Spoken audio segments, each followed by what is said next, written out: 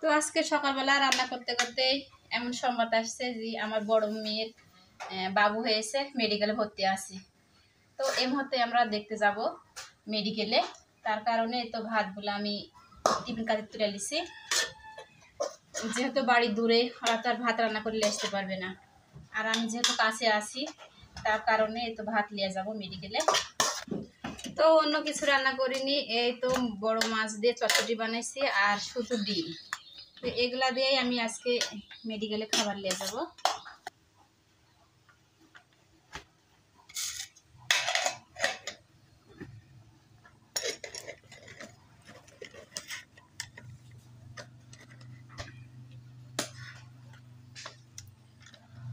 হচ্ছে না যে পারছি না তো, এক জায়গায় যাবো বললে তার অমনি যাওয়া যায় না।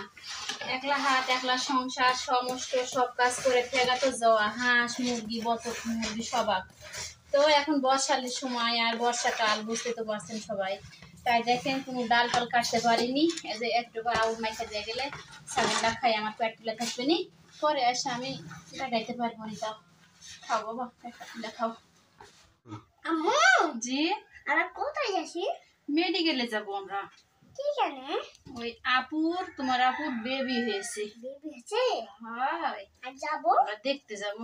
চলো, হয়ে গেছে তোমার রেডি করা? চলো আপু তাড়াতাড়ি যাই, বেলাই হয়ে গেল যাইতে। দেখতে দেখতে নানি হয়ে গেল আমরা সবাই। এসো এসো এসো, জুড়ে এসো জুড়ে। আপু উঠে গেছো তুমি? আচ্ছা তাহলে উঠি। বেলা হয়ে গেল, তাড়াতাড়ি বসো তো। চলো। আসসালামু আলাইকুম গাইজ, সবাই কেমন আছেন? তো দেখতে দেখতে দেখেন বয়স তো আর কম হলো না, শেষমেশ নানা নানিরও মানুষ হয়ে গেলাম আমরা। অনেকেই হয়তো বলতে পারেন যে এই বয়সে আপনারা নানা নানির মানুষ হয়ে গেলেন। তো আজকে সকালবেলায় শাহিদার বড় বোনের মেয়ের বাচ্চা হয়েছে, আর সেই সুবাদে তো আমরা তাহলে নানা আর নানি হয়ে গেলাম না?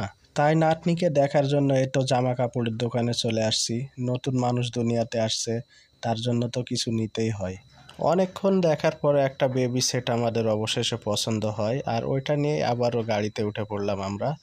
আর আমাদের বাড়ি থেকে হাসপাতাল খুব দূরে না, উপজেলা স্বাস্থ্য কমপ্লেক্স। আর 2 দিন ধরে টানা বৃষ্টি হচ্ছে, মানুষের কি দুর্ভোগ সবাই তো বুঝতে পারছেন। সোনা বাবা হয়েছে আমাদের, সোনা বাবা।